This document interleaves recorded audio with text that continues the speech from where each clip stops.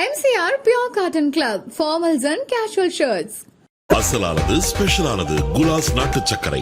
மாணவர்களின் சிந்தனைகளை வடிவமைக்க SNS இன்ஸ்டிடியூஷன்ஸ், மாணவர்களின் சாதனைகளை போற்றும் SNS இன்ஸ்டிடியூஷன்ஸ் கோவை.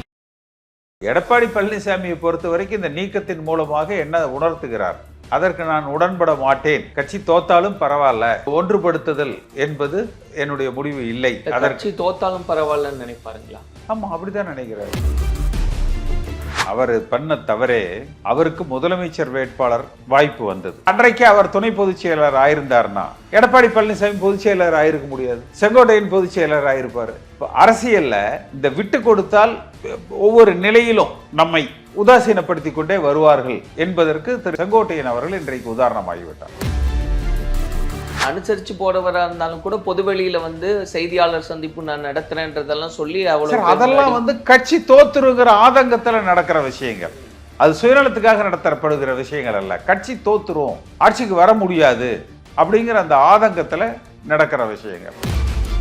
திமுக 40% வாக்கு வங்கியில இருக்காங்க. அப்ப போட்டி எப்படி நம்ம இதுல ஜெயிக்க முடியும்? ஒன்றுபட்ட அதிமுகவால தான் அந்த வெற்றி அப்படின்றது சாத்தியம். வலிமையான அதிமுக கட்டமைக்கப்பட்டால் கூட்டணிக்கு வர்றவங்க தேடி வருவாங்க. ஒரு கூட்டணி கட்சிகள்லாம் சேர்ந்தா இது 45% ஆயிடும். திமுக கூட்டணி 47% கடந்த தேர்தலில் வாங்கியிருக்காங்க. இந்த ஆன்டி இன்கம்பன்சியில் அது 40 ஆகும். நம்ம 45 வரும்போது நம்ம வெற்றி பெற்று ஆட்சி அமைச்சிடலாம் அப்படிங்கிற ஒரு பர்செப்ஷன் உருவாக்கப்படணும் இல்லையா? என்ன அடிப்படை இருக்குன்னு கேட்கிறேன்.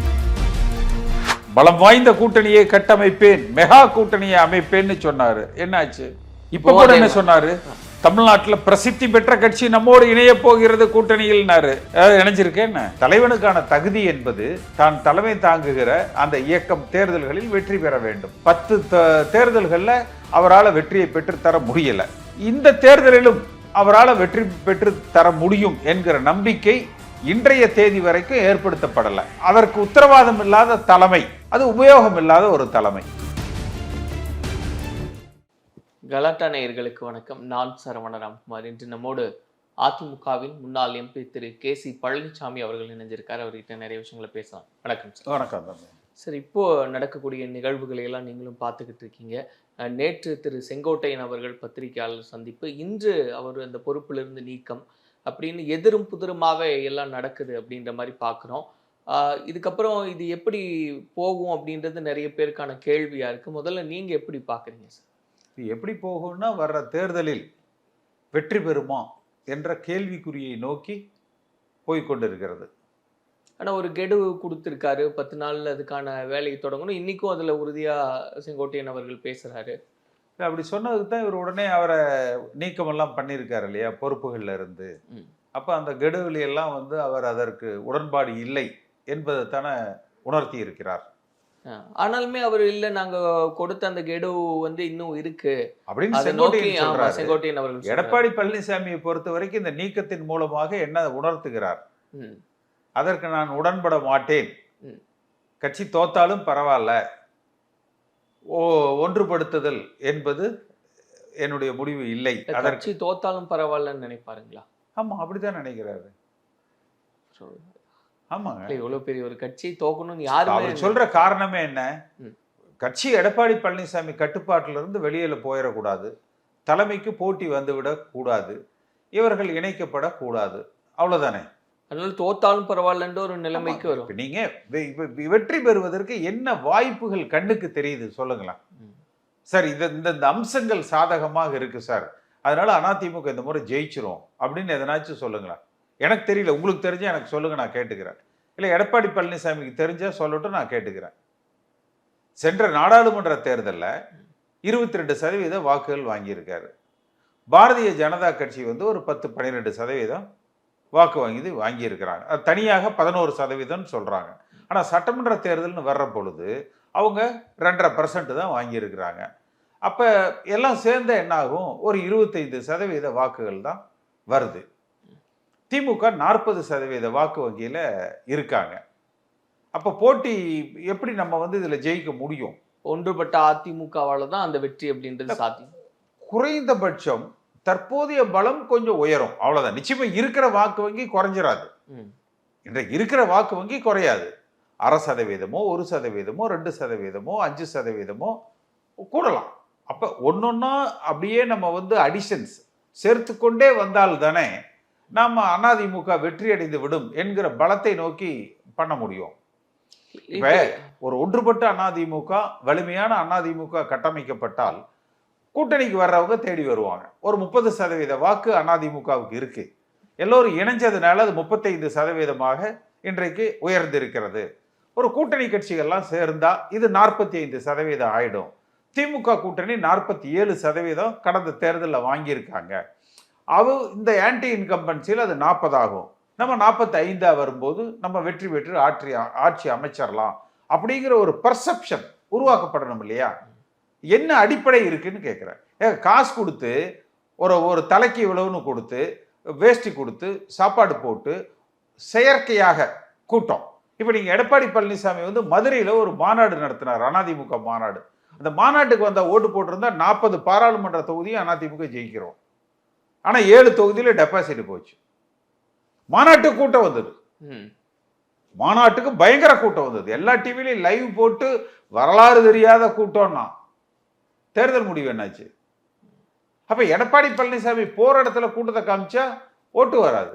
இல்ல இப்போ வரக்கூடிய தேர்தலை நோக்கி பயணப்படும் போது ஒன்றுபட்ட அதிமுகவா இருக்கணும்ன்றது எல்லாருடைய எதிர்பார்ப்பாகவும் இருக்கு அப்படின்னு. ஆனா ஒன்றுபட்ட அதிமுக வந்துட்டாலே அங்க வெற்றி வாய்ப்பு வந்துரும் அப்படின்னு சொல்றதுங்க. ஒன்றுபட்டு விட்டாலே உடனே நம்ம ஜெயிச்சிடலாம், ஆட்டோமேட்டிக்கா நடந்துரும், அப்படி இல்லை. அப்படின்ற கருத்தை தான் நிறைய பேர் முன் வைக்கிறாங்க. வெற்றிக்கான வாய்ப்புகள் அதிகமாகும், வெற்றிக்கான வாய்ப்புகள் அதிகமாகும். அப்ப இது மாதிரி பல சம்பவங்கள்ல ஒவ்வொரு சம்பவங்கள்லையும் ஒவ்வொரு நடவடிக்கைகள்லையும் 0.5%, 1%, 2% உயர்த்தி இன்னொரு 10-15% நம்ம உயர்த்துகிற பொழுது மாற்று கூட்டணி கட்சிகளும் நம்ம இடத்துல நோக்கி வந்து வருவாங்க. அப்போ ஒரு வலிமையான அதிமுக கட்டமைக்கப்படும். இது என்ன ஆகுதுன்னா ரிவர்ஸ்ல போகுது. ஒவ்வொரு நடவடிக்கைகளிலும் 0.5%, 1% வாக்கு வங்கி சரியப்பட்டு கொண்டே வந்துட்டு இருக்கு. அதுக்கு எல்லாமே காரணம் வந்து எடப்பாடி பழனிசாமி அவர்களுடைய அந்த நடவடிக்கை மட்டும்தான். ஏன் அவர் பொதுச் செயலருங்கிறது நீங்க நம்பலையா? அவர் பொதுச் செயலாளர். அப்புறம் நம்புனீங்கன்னா அப்புறம் அவர் தான் காரணங்கிறத நம்ம எடுத்துக்கிட்டு தான் ஆகணும். ஒருவேளை அவர் பொதுச் செயலர் இல்லைன்னா நம்ம அவரை காரணம் சொல்ல முடியாது. இல்லை, யாருக்குமே வந்து இந்த கட்சி வந்து வெற்றி பெறணும், இந்த ஆட்சியை பிடிக்கணும் அப்படின்றதுல தான் முனைப்போட செயல்படுவாங்க. எல்லாத்துக்கும் இருக்கு, எடப்பாடி பழனிசாமியை தவிர எல்லாருக்கும் இருக்கு. சாதாரண கிளை செயலாளருக்கு இருக்கு, சாதாரண உறுப்பினருக்கு இருக்குது, பொதுமக்களுக்கு இருக்குது. ஆனா எடப்பாடி பழனிசாமிக்கு மட்டும் அது இல்லை. ஜெயிச்சா ஜெயிக்குது, ஜெயிக்காடி போகுது. ஆனா நம்ம முதல்ல பொதுச் செயலரா இருந்தா போறோம் என்று நினைக்கிறார். இல்ல, அவர் தவிர்த்து இப்போ நேற்று செங்கோட்டையன் அவர்கள் பேசும்போதும் குறிப்பிட்டாரு, நிறைய பேர் பேசியிருந்தாங்க. இன்னைக்கும் அவர் சொல்றாரு தொலைபேசியில பேசியிருந்தாங்க அப்படின்னு. அப்போ யாரெல்லாம் அந்த வளையத்துக்குள்ள இருக்காங்க அப்படின்னு நினைக்கிறீங்க? ஒட்டுமொத்த தமிழ்நாட்டு மக்களும் சரி, ஒட்டுமொத்த அதிமுக தொண்டர்களும் சரி, கட்சி வலிமைப்படுத்தப்பட வேண்டும், ஒற்றுமைப்படுத்தப்பட வேண்டும், இதுல உறுதியா இருக்கிறாங்க. சில பேர் சாதிய ரீதியா திமுகவுக்கு ஆதரவானவர்கள் இதெல்லாம் தேவையில்லை, எடப்பாடி பெரிய தலைவர் அப்படின்னு போலியாக பொய்யாக ஒரு உருவகத்தை உருவாக்குறாங்க. அதை எடப்பாடி பழனிசாமி நம்புகிறார். அதனால வர்ற பிரச்சனை தான். உங்களுடைய பார்வையில் இதற்கான தீர்வு அப்படின்றது என்னவா இருக்கும் நீங்க நினைக்கிறீங்க? ஏன்னா ஒரு பிடிவாதமான மனநிலையோட இருக்கார். ஏன்னா நேற்று பேசும், இன்னைக்கும் வந்து அவங்க சொல்லும்போது கூட அப்படியெல்லாம் எதுவுமே கிடையாது, அப்படி யார் பேசுறாங்க அப்படின்றதெல்லாம் கேள்வி கேட்கும்போது அதுக்கு மாற்று இல்லை தீர்வு அப்படின்றது இல்லை, இதை எதை நோக்கி நகரும் அப்படின்ற மாதிரி உங்களுடைய பார்வை இருக்கு? இல்லை, எதை நோக்கி நகரம்னா இந்த தேர்தலில் அதிமுக வெற்றி பெறணும். எடப்பாடி பழனிசாமியினுடைய நடவடிக்கைகள் வெற்றி பெறுவதாக இன்றைய தேதி வரைக்கும் அமையல. அப்போ அது அமையணும். அதை அவர் செய்ய தவறுகிற பட்சத்தில் அவர் அகற்றப்பட வேண்டும். அவரே அதை செஞ்சா அவருடைய தலைமையிலேயே செயல்படலாம். அதுல ஒன்றும் தப்பு இல்லை. ஒரு தலைவனுக்கான தகுதி என்பது தான் தலைமை தாங்குகிற அந்த இயக்கம் தேர்தல்களில் வெற்றி பெற வேண்டும். 10 தேர்தல்களில் அவரால் வெற்றியை பெற்று தர முடியல. இந்த தேர்தலிலும் அவரால் வெற்றி பெற்று தர முடியும் என்கிற நம்பிக்கை இன்றைய தேதி வரைக்கும் ஏற்படுத்தப்படலை. அப்போ அதற்கு உத்தரவாதம் இல்லாத தலைமை, அது உபயோகம் இல்லாத ஒரு தலைமை. இப்போ நீங்க சொல்ற மாதிரி நேற்றும் சரி இன்னைக்கும் சரி திரு செங்கோட்டையன் அவர்கள் பேசும்போது எந்த இடத்துலையும் எடப்பாடி பழனிசாமி அவர்களை ரொம்ப எதிர்த்து கடுமையாகலாம் பேசின மாதிரி தெரியல. எல்லாரும் முன்வைக்கக்கூடிய கருத்துக்களை பொது வெளியில வந்து அவரும் இன்னைக்கு பேசுறாரு வெளிப்படையா இதுதான் நடக்கணும்னு. அப்போ இன்னும் ஃபோர்ஸ்ஃபுல்லா அவர் பண்ண தவறே அவருக்கு முதலமைச்சர் வேட்பாளர் வாய்ப்பு வந்தது. சரி, பொருளாதார சூழ்நிலைகள் கருதி அது எடப்பாடி பழனிசாமிக்கு கொடுக்கப்பட்டது. தினகரன் அன்னைக்கு துணை பொதுச் செயலராக போட்டாங்கல்ல, அன்றைக்கு இவர் வந்து இல்லை எனக்கு வந்து முதலமைச்சர் பதவிக்கு தானே பொருளாதாரம் வேணும், எனக்கு துணை பொதுச் செயலர் போட்டு கொடுங்க என்று அன்றைக்கே அவர் துணை பொதுச் செயலர் ஆயிருந்தார்னா எடப்பாடி பழனிசாமி பொதுச் செயலர் ஆயிருக்க முடியாது, செங்கோட்டையின் பொதுச் செயலர் ஆயிருப்பாரு. இப்போ அரசியல்ல இந்த விட்டு கொடுத்தால் ஒவ்வொரு நிலையிலும் நம்மை உதாசீனப்படுத்தி கொண்டே வருவார்கள் என்பதற்கு திரு செங்கோட்டையன் அவர்கள் இன்றைக்கு உதாரணமாகிவிட்டார். அது அவர் தவற விட்டுட்டாருன்னு சொல்றோம். அன்னைக்கு கவனமா இருந்திருந்தா இன்னைக்கு இந்த நிலைமை இல்லை அப்படின்னு அன்னைக்கு பார்கெயின் பண்ணியிருக்கணும். ஓகே, நான் சொல்றது புரியுதுல்ல உங்களுக்கு? இப்ப முதலமைச்சருக்கு செங்கோட்டையனுக்கு ஆஃபர் பண்றாங்க, அது எடப்பாடிக்கு கிடைச்சிருது, கொடுத்துட்றாங்க. அப்ப இவர் என்ன சொல்லியிருக்கணும்? தினகரனை ஒரு துணை பொதுச் செயலராக போட்டாங்கல்ல, சசிகலாட்ட இவர் என்ன சொல்லியிருக்கணும்? இல்லைங்க எனக்கு மூத்த துணை பொதுச் செயலர் இல்லை இணை போட்டு கொடுங்க, ஏன்னா அந்த அம்மா ஜெயிலுக்கு போறாங்க, நான் கட்சியை நடத்துறேன் அப்படின்னு இவர் வாங்கி இருக்கணும்ல. அன்னைக்கு அவரு அதுக்கான காரணம் ஏதாவது உண்டுன்னு இல்ல, அவர் வந்து அந்த ஒரு பெரிய போராளி அல்ல, அதுதான். இன்றைக்கும் அவர் ஒரு போராட வேண்டும் என்பதற்காக இந்த கருத்துக்களை சொல்லல. அப்ப என்ன காரணம்? கட்சி ஜெயிக்கணும் அப்படிங்கிறதுக்காக அதை சொல்றார். இல்ல, அப்போ அவர் முன்வைக்கக்கூடிய கருத்துக்கள் அவ்வளவு வீரியம் மிக்கதா இல்லைன்னு நீங்க பாக்குறீங்க? கருத்துக்கள் வீரியமானது, ஆனால் அவர் எப்பொழுதுமே வீரியமாக செயல்பட மாட்டார், எல்லோரையும் அனுசரிச்சு போயிடுவார். இப்ப கூட ஒண்ணும் இல்லை, எடப்பாடி பழனிசாமி போன் பண்ணி என்னண்ணே இதெல்லாம் சேர்த்தலாண்ணே பேசலாண்ணே வாங்க, செங்கோட்டையன் தலைமையில் ஒரு குழு அமைச்சு இந்த குழு பேச்சுவார்த்தை நடத்துவாங்க அப்படி சொல்லி விட்டுருந்தாலே போறோம், அது பாட்டுக்கு ஓடிட்டு இருக்கோம். உங்களவுக்கு வீரியமா இல்லை அப்படின்றீங்களா? ஆமா, அவர் எல்லோரையுமே கொஞ்சம் அனுசரிச்சு போறவர், எல்லோரையும் அட்ஜஸ்ட் பண்ணி போறவர் அவர். இல்ல, இப்போ அனுசரிச்சு போறவரா இருந்தாலும் கூட பொதுவெளியில வந்து செய்தியாளர் சந்திப்பு நான் நடத்துறேன்றதெல்லாம் சொல்லி அதெல்லாம் வந்து கட்சி தோத்துருங்கிற ஆதங்கத்துல நடக்கிற விஷயங்கள், அது சுயநலத்துக்காக நடத்தப்படுகிற விஷயங்கள் அல்ல. கட்சி தோத்துரும், ஆட்சிக்கு வர முடியாது அப்படிங்கிற அந்த ஆதங்கத்துல நடக்கிற விஷயங்கள். இப்ப நீங்க சொன்ன மாதிரி சார், இவ்வளவு காலமும் வந்து ஒன்றுபட்ட அதிமுகன்னு நிறைய பேர் நீங்க எல்லாருமே முன்னெடுத்துக்கிட்டு இருக்கீங்க. இன்னைக்கு அவரும் பொதுவெளியில வந்து பேச ஆரம்பிச்சிருக்காரு அப்படின்னா, இன்னும் இது அடுத்தடுத்த கட்டமா இதை ஒன்றுபடுத்துவதற்கான அணியா அது எவ்வளவு வீரியமா மாறும்? தொண்டர்கள் நிச்சயமா நடக்கும். எங்களுக்கு நல்ல வாய்ப்புகளை எடப்பாடி பழனிசாமி ஏற்படுத்தி கொடுப்பாரு, இன்னும் பல பேரை நீக்குவாரு, பல தேர்தல்களில் தோல்வியை தேடி தருவார். அதன் மூலமாக நாங்கள் வலுப்பெறுவோம். வலிமையான அதிமுகவை நாங்கள் கட்டமைப்போம். நாங்கள் 26க்கு பிறகு முன்பாஸ் அது அவர் எவ்வளவு வேகமா எடப்பாடி பழனிசாமி செயல்படுகிறாரோ அவ்வளவு வேகமாக இது நடக்கும். இல்ல, ஏன்னா இப்போ பொதுவா இன்னொரு கருத்து முன்வைக்கிறாங்க. ஏன்னா இந்த வரவிருக்கக்கூடிய தேர்தல் மிகவும் சவாலானது எல்லாருக்கும். யாருக்கு? எல்லாருக்குமே. குறிப்பா எடப்பாடி பழனிசாமி சொன்னாரா? எங்கேயாவது சொல்லியிருக்காரா? காட்டுக்கு எனக்கு இந்த தேர்தல் சவாலானதுன்னு சொல்லிட்டு. இல்ல பொதுவா எல்லாரும் முதலமைச்சர் ஆயிட்டேன்னு சொல்லிட்டு போயிட்டு அவருக்கு இந்த தப்பே என்ன தெரியுங்களா? இந்த என்ன Z+ பாதுகாப்பு கொடுத்தாங்கல்ல, அவர் ஏதோ தவறி முதலமைச்சர் ஆகிட்டேங்கிற கனவுல போயிட்டு இருக்காரு. இதுதான் தவறு. எல்லா போலீஸ் பாதுகாப்பையும் வாங்கிட்டு நீ பழைய பழனிசாமியா நீ பிரச்சாரத்துக்கு போப்பா, போய் உட்காந்து டீ கடைகளில் டீ சாப்பிட்டு ஜனங்க எப்படி இருக்காங்க பாரு, கட்சிக்காரங்க எப்படி இருக்காங்கன்னு பேசு என்று விட்டுருக்கணும். இது Z+ வந்தோன்னே என்ன நினைச்சிட்டாருன்னா, நம்ம முதலமைச்சர் ஆகிட்டோம் போல் இருக்குது, அதனாலதான் அமித்ஷா நமக்கு ரொம்ப பாதுகாப்பு போட்டிருக்காரு, அந்த மாதிரி தப்பா நினைச்சிட்டாரு. இப்போ இனி வரக்கூடிய காலங்களில் நீங்க சொன்ன மாதிரி இந்த இப்ப இருக்கிறக்கும் தொண்டர்களுடைய மனநிலை என்னவா மாறும் அப்படின்றதெல்லாம் பார்க்க எடப்பாடி திருந்த மாட்டார் அப்படிங்கிறத உறுதிப்பட தெரிஞ்சுட்டாங்க எல்லாரும். இப்போ நம்ம பேசும்போது சார், நம்ம சொன்ன மாதிரி இது மிகவும் சவாலான தேர்தல் எல்லாருமே குறிப்பிடுறாங்க அப்படின்னு. எடப்பாடி எங்கேயுமே சொல்ல அவருன்னு இல்லை, விமர்சனத்தை முன்வைக்கிறவங்க எல்லாருமே வந்து இது ஏன்னா இந்த தேர்தலில் வெற்றி தோல்வி எப்படி இருக்கோ அதை பொறுத்து சில கட்சிகளுக்கு பலவீனமா அமையக்கூடிய ஒரு சூழ்நிலை இருக்கு அப்படின்னு. ஒருவேளை நீங்க சொன்ன மாதிரி இது ஒன்றுபடல, இன்னும் அந்த மாதிரி இணக்கமான சூழ்நிலை வரல, அதிமுகவுக்கு மிகவும் பெரிய ஒரு பின்னடைவு வருது மீண்டும் அப்படின்னா, இது எவ்வளவு பெரிய இல்ல, ஆபத்தா நான் மாறும். அப்படி பார்க்கல. அந்த பின்னடைவு வரக்கூடாது. எடப்பாடி பழனிசாமி தன்னை திருத்திக் கொள்ள வேண்டும், இயக்கத்தை வலிமைப்படுத்த வேண்டும், தேர்தலில் வெற்றி பெற வேண்டும் என்றுதான் விரும்புகிறோம். ஆனா காலம் நெருங்கிக்கிட்டே இருக்கு இல்லையா? அதான் அதை அவர் உணரணும். இல்ல நீங்க சொன்ன மாதிரி ஒருவேளை அவரு விடாப்பிடியாவே நிக்கிறார் அப்படின்னா 26 கடக்கிறோம் அப்படிங்கும்போது அது மிகப்பெரிய பின்னடைவை உண்டு செய்யும் அப்படின்ற பார்ப்போம். அவரது நடவடிக்கைகள், செயல் திறன்கள் எப்படி இருக்குதுன்னு பார்த்துட்டு அந்த முடிவுக்கு வருவோம்.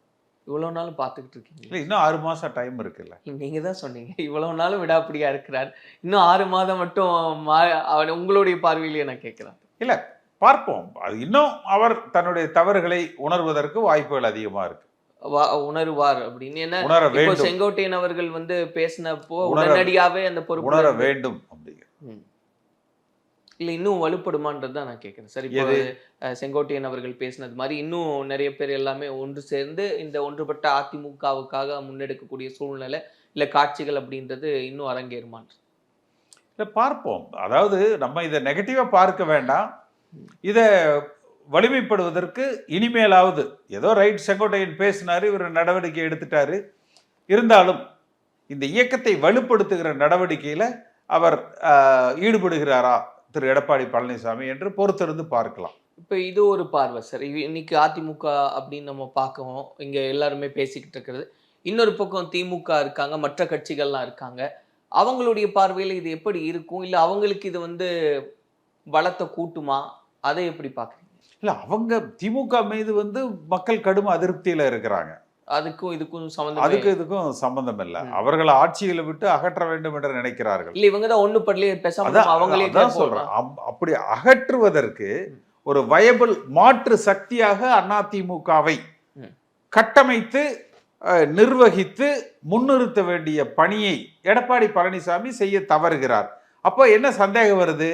ஒருவேளை ஸ்டாலினே முதலமைச்சராக இருக்கட்டும், நமக்கு எதிர்க்கட்சி தலைவராக இருந்தா போரும் என்கிற முடிவுக்கு எடப்பாடி பழனிசாமி வந்து விட்டாரா என்றுதான் பார்க்க தோணுது. இல்ல, இது இன்னொரு 3வது கூட்டணி ஏதாவது வருது அப்படின்னா அதுக்கு வலு சேர்க்கிறதா அமைஞ்சு? அதெல்லாம் அசம்ப்ஷன்ஸ். அது வரும்போது அதை பத்தி நம்ம பேசுவோம். ஆனா இப்ப இருக்கிற சூழ்நிலை நீங்க உங்களுடைய கருத்தா பாக்குறது அவர் எதிர்க்கட்சி தலைவரா இருந்தாலே போதும் அப்படின்ற மனப்பான்மை. இன்றைய தேதிக்கு அவர் எதிர்க்கட்சி தலைவருக்கு போட்டி போட்டு கொண்டு இருக்கிறார். எடப்பாடி பழனிசாமி அவர்கள் முன்வைக்கக்கூடிய கருத்தே திமுக கூட்டணி அவ்வளவு பலமா இல்ல, அதுல இருந்து நிறைய கட்சிகள் வருவாங்க, பெரிய கட்சிகள் எங்களோட வர. நாடாளுமன்ற தேர்தல் என்ன பேசினாரு? பலம் வாய்ந்த கூட்டணியை கட்டமைப்பேன், மெகா கூட்டணியை அமைப்பேன்னு சொன்னாரு. என்னாச்சு சொல்லுங்க, என்ன நடந்ததுன்னு? இப்ப கூட என்ன சொன்னாரு? தமிழ்நாட்டுல பிரசித்தி பெற்ற கட்சி நம்மோடு இணைய போகிறது கூட்டணியில்னாரு. மிகப்பெரிய கட்சி. மிகப்பெரிய கட்சினாரு. ஏதாவது இணைஞ்சிருக்கேன் என்ன? இல்ல, இன்னும் காலம் இருக்கு இல்லையா? இன்னும் காலம் இருக்கு இல்லையா? சொன்ன மாதிரி ஒருவேளை ட்ரம்போட கட்சி, எலன் மாஸ்க் ஏதோ ஒரு கட்சி ஆரம்பிக்கிறாரா, அது ஏதாவது சேருதான்னு தெரியல. இது ஆதங்கமா இந்தியாவில் இருக்கிற எந்த கட்சியும் அப்படி இல்ல சார். இது இப்ப நீங்க சொல்றதெல்லாம் ஒரு ஆதங்கமா எடுத்துக்கிறதா, கோபமா எடுத்துக்கிறதா? ஆதங்கம் கலந்த கோபம்னு எடுத்துக்கலாம். ஆதங்கம் கலந்த கோபம் அதனுடைய வெளிப்பாடு. இப்போ நீங்க சொன்னது போலவே எடப்பாடி பழனிசாமி அவர்களே ஒன்றுபட்ட அதிமுகவுக்கு ஒரு முடிவோட சரி எல்லாருமே சேர்ந்தே பண்ணலாம் அப்படின்னு ஒரு நிலைமை வந்தது அப்படின்னா உங்களுடைய ஆதரவும் முழுமையாக வரட்டும். அத்தைக்கு மீசை முளைக்கிட்டோம், முளைச்சிருச்சுன்னா அப்படின்னு அவரு அதை காட்டுட்டும் மீசைய. ஒருவேளை அப்படி ஒரு நிலை வந்தா உங்களுடைய அதான் வரும்போது முடிவு செய்வோம்னு சொல்றேன். அப்படி வரவே வராது, கவலையப்படாதீங்க. இன்னும் யாரையெல்லாம் லிஸ்ட் போட்டு தூக்கலாம், நீக்கலான்னு அவர் லிஸ்ட் வச்சுட்டு இருப்பாரு. அந்த எம்ஜிஆர் அந்த அடையாளமே இருக்கக்கூடாதுன்னு நினைப்பாரு. அந்த அளவுக்கு நினைப்பாரு நினைக்கிறேன். அது குறிப்பா பத்திரிகைகளுக்கு பேட்டி கொடுக்கறவன் எவனும் அதிமுக இருக்கக்கூடாது, பத்திரிகையாளர்களுக்கு பேர் தெரிஞ்சவன் எவனும் இருக்கக்கூடாது. பொறுத்து இருந்து பார்ப்போம் சார். நீங்க சொன்னது போல எப்படி நடக்குது அப்படின்றது, அத்தைக்கு மீசை முளைச்சா என்ன நடக்கும் அப்படின்றது பொறுத்து இருந்து பார்க்கலாம் சார். நன்றி. MCR Pure Cotton Club, formals and casual shirts. அசலானது ஸ்பெஷலானது குலாஸ் நாட்டு சர்க்கரை. மாணவர்களின் தனித்திறமைகளை மேம்படுத்த SNS இன்ஸ்டிடியூஷன் மாணவர்களின் சாதனைகளை போற்றும் SNS இன்ஸ்டிடியூஷன்ஸ் கோவை.